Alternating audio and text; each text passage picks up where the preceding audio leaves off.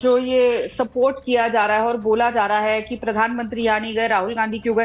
तो राहुल गांधी क्यों गए थे मणिपुर? राहुल गांधी क्यों ट्वीट लिख के कह रहे थे कि मैं जाऊंगा उन्नाव, मैं जाऊंगा हाथरस, देखता हूं कौन रोकेगा? क्यों प्रियंका गांधी ने धक्का मुक्की करी थी?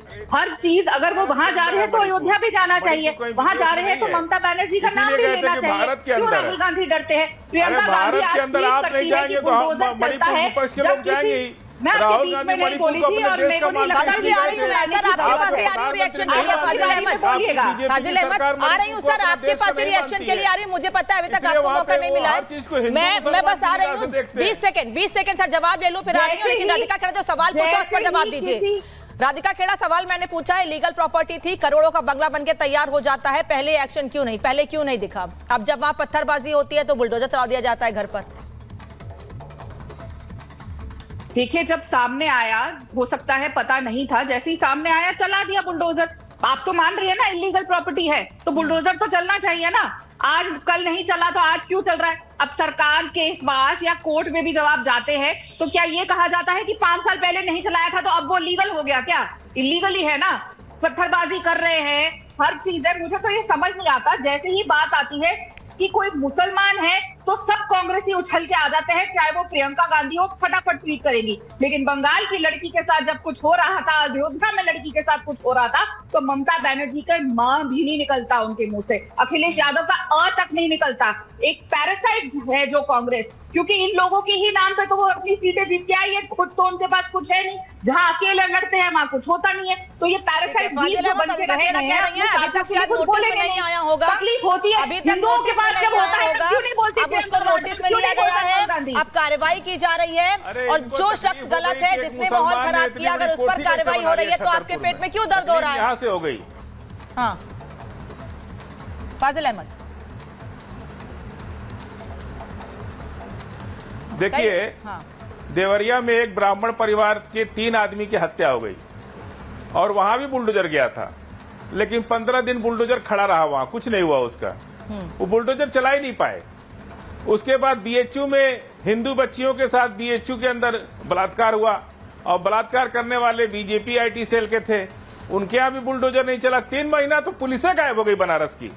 बनारस की पुलिस 3 महीना बनारस छोड़ के चली गई। जब राहुल गांधी हस्तक्षेप किए और जब अजय राय हस्तक्षेप किए, तब जाके उन बच्चियों का एफआईआर हुआ। राहुल गांधी पश्चिम बंगाल में कलकत्ता की बात ये लोग करते हैं जाकर। अभी उत्तर प्रदेश के अंदर सुनिए, उत्तर प्रदेश के अंदर 3 लड़कियों का बलात्कार हो गया। ममता बनर्जी कांग्रेस की बात सुनती हैं, ममता बनर्जी राहुल गांधी की बात सुनती है, ताकि हस्तक्षेप कर दें। शुरुआत में पूरे मामले को जो होल्ड करने की कोशिश की गई थी, यथास्थिति बनाए रखते, वहाँ बुलडोजर नहीं पहुंचा। और नहीं, फाजिल अहमद आप सुन नहीं रहे हैं या मेरे सवाल को सुनना नहीं चाहते हैं? मेरा सवाल सिर्फ इतना है कि राहुल गांधी इतने बड़े नेता हैं, उनके हस्तक्षेप से चीजें इतनी ज्यादा बच जाती हैं या एक्शन हो जाता है, तो राहुल गांधी ममता बनर्जी से क्यों नहीं बात कर लेते? जापान चले जाएंगे, ये वहाँ शहजाद अली पर कुछ नहीं बोल सकते हैं। ये तो पकड़ा गए, तैयार हो गया, जेल में है, नार्को टेस्ट हो रहा है, अब क्या होगा? मिलने गए, यही तो एक मिलने गए परिवार से, राहुल गांधी परिवार से मिलने गए। सर देखिए, जो बात गलत है, उसका सपोर्ट मत करिए फाजिल अहमद। मैंने आपसे पूछा कि जिसने छतरपुर का माहौल खराब करने की कोशिश की, आंदोलन करते हैं, फाजिल अहमद रेगुलर बोलेंगे तो सवाल नहीं पूछ पाऊंगा। सुनिए, जिस आदमी ने छतरपुर का माहौल खराब करने की कोशिश की, वो ये कह रहा है कि मैं 15 साल से समाज सेवा का काम कर रहा हूँ। वो ये कह रहा है कि वहां अचानक से कुछ असामाजिक तत्व आ जाते हैं जो माहौल खराब कर देते हैं। उनके पास असामाजिक तत्वों के पास चाकू भी आ जाती है, डंडे भी आ जाते हैं, झोले भर भर के पत्थर भी आ जाते हैं अचानक से। कहीं कोई तैयारी नहीं थी उनकी पत्थरबाजी की। जब भी कोई दूसरी पार्टी के लोग जाकर के कोई आंदोलन करते हैं तो पीछे से पत्थर मार देते हैं। ये तो हम लोगों ने, अच्छा आप ही कहना है किसी और ने पत्थर मारे हैं? सामने देखा है पीछे से, हम लोग कितनी बार आंदोलन कर रहे हैं, तस्वीर आ गई है मारने वाले की, के लोग आगे मारने वाले भाग जाते हैं। कई बार हम लोग जिस शख्स ने पूरी भीड़ वहां ऑर्गेनाइज की थी, जिसके कहने पर सैकड़ों लोग वहां इकट्ठे हो गए, आप उस पर क्यों नहीं सवाल करते हैं? जिसके कहने पर इतना प्रभावशाली व्यक्ति, जिसके कहने पर सैकड़ों लोग वहां इकट्ठे हो जाते हैं, आदिल हसन आ रही हूँ, बस आ रही हूँ, जिसके कहने पे सैकड़ों लोग इकट्ठे हो जाते हैं, पत्थरबाजी करते हैं। नहीं, अगर फाजिल अहमद ऐसे बोलते रहेंगे तो मैं भी आपकी तरह कंटिन्यूअसली बोल सकती हूँ। मेरे में भी इतनी ताकत है कि मैं 1 घंटे रेगुलर बोलूंगी, आप नहीं बोल पाएंगे। जो सवाल पूछ रहे हैं उसका जवाब दीजिए। करने के लिए आप मुझे इतना बताइए कि शहजाद अली, अजय जी आ रही हूँ, शहजाद अली जो खुद को बहुत प्रभावशाली व्यक्ति कहते हैं, जिनका कहना है कि 15 साल से समाज सेवा कर रहे हैं, उनके कहने पे सैकड़ों लोग वहां इकट्ठे हो जाते हैं। जो लोग इकट्ठे हुए उनकी जान पहचान के नहीं थे, उनकी कोई जांच नहीं की गई। ये झोले भर भर के, बाल्टी भर भर के पत्थर लेके चले आते हैं, थाने पर पथराव कर देते हैं और कह रहे हैं किसी और ने पथराव किया है। कानूनी काम है। कोई आंदोलन करना, इकट्ठा होना, पत्रक देना, ज्ञापन देना क्या गैर कानूनी काम है? और कहाँ कानून के किस किताब में लिखा है कि कोई पत्थर चला दे तो उसका घर तोड़ दो? कहीं लिखा है? पत्थर चलाना गलत नहीं है अवधेश जी। पत्थर चलाते हैं तो उनका घर मत तोड़िए, फूलमाला से उनका स्वागत कीजिए। कितना आंदोलन किया, कितनी बार भारत बंद किया, प्रभारी है उस पर हमला न किया जाए, ये भी संविधान में लिखा है। वहाँ की पुलिस को घायल कर दिया जाए, ये भी संविधान में लिखा। क्या बदतमीजी भरी बात कर रहे हैं, ये बेसिर पैर की बात कर रहे हैं फाजिल अहमद। तो संविधान में तो संविधान का पालन वहाँ हो रहा था। थाना प्रभारी घायल हो गया, थाने में लोगों को छिप छिप के जान बचानी पड़ी है और वहाँ संविधान का पालन हो रहा है। कैसे बकवास कर रहे हैं टेलीविजन डिबेट में बैठ करके? ये हट जाएगी। नहीं, उनका कहना है अवधेश जी, ये तो उससे बड़ा खतरनाक ये कोई कानून नहीं है। फाजिल अहमद रुक जाइए। अवधेश जी वो ये कह रहे हैं कि ये कोई कानून नहीं है कि अगर किसी बेचारे ने पत्थर चला दिया हो तो उसके घर पे बुलडोजर चला दें। आप पत्थर ही चलाया है ना, खाली किया क्या है ज्यादा? केवल 2-4 पत्थर तो मारे हैं पुलिस वालों को। इसके पहले कब किसी के पत्थर अगर चलाया, पहले किसने चलाया उसको तो पकड़िए। वो बीजेपी स्लीपर सेल के लोग हैं जो पत्थर मार के भाग जाते हैं। अरे जुलूस ही थी भैया, पूरा जुलूस थी, सबकी तस्वीरें हैं, तस्वीरों से लोग पकड़ में आए हैं। 150 लोग पकड़ में आए हैं। कितनी बार पकड़े हम लोग तो।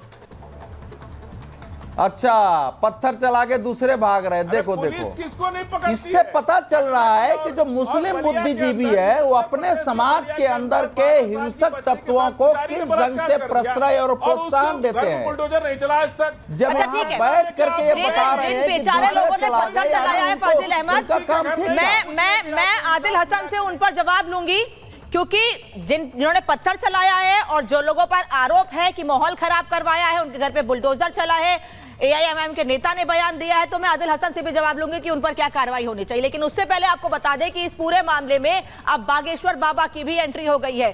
छतरपुर घटना पर धीरेंद्र शास्त्री ने चेतावनी दी है और चेतावनी देते हुए कह रहे हैं कि गलत करोगे तो छत घर से जुदा हो ही जाएगा। पंडित धीरेंद्र शास्त्री ये कह रहे हैं, वो कह रहे हैं कि कानून के रखवालों पर हमला बेहद निंदनीय है, लेकिन ये निंदा किसी विपक्ष के नेता को नहीं दिख रही है। उन्हें सिर्फ वो बेचारे लोग दिख रहे हैं जिनके घर पे बुलडोजर चला है, जिन्होंने पत्थर चलाया है पुलिस वालों पर। भारत को बांग्लादेश ना बनाने की अपील की है बागेश्वर धाम के बाबा धीरेंद्र शास्त्री ने, पंडित धीरेंद्र शास्त्री ने। वो ये कह रहे हैं कि नाम के आगे हिंदू लगाने की अपील की है, कि लोग अपने नाम के आगे हिंदू लगाएं। बाबा बागेश्वर ने आज मीडिया से बातचीत करते हुए ये बयान दिया जब उनसे ये सवाल किया गया। वो क्या कह रहा है सुनिए।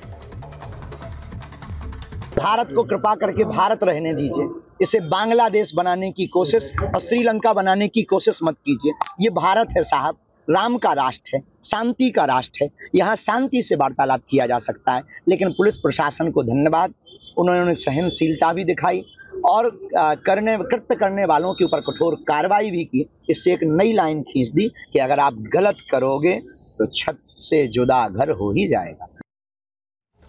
आदिल हसन बाबा बागेश्वर कह रहे हैं इसे हिंदुस्तान रहने दीजिए, बांग्लादेश मत बनाइए इसको। सुना आपने? असल बात उनको था मैंने बहुत अच्छे से सुना। उनको ये जानकारी नहीं थी कि उसी बांग्लादेश की शेख हसीना को प्रधानमंत्री इस्तकबाल के लिए सिक्योरिटी NSA को भेज दिया था, डोवाल साहब को। अब बड़े बड़े अधिकारी मिलने गए और बांग्लादेश से पहले उड़ के आई तो भारत ने उनको शरण दिया। उनको नहीं पता है कि प्रधानमंत्री को बोलना चाहिए ना कि जो जिसको भगाया गया देश से, भगौड़ा को क्यों इस देश में शरण दिया गया, क्यों भारत के माहौल को खराब करने का प्रधानमंत्री मौका दे रहे हैं। ये तो बहुत ही शर्म की बात है। बागा बागेश्वर को इतनी जानकारी नहीं है, मोदी जी को डायरेक्ट आप ये कह रहे हैं,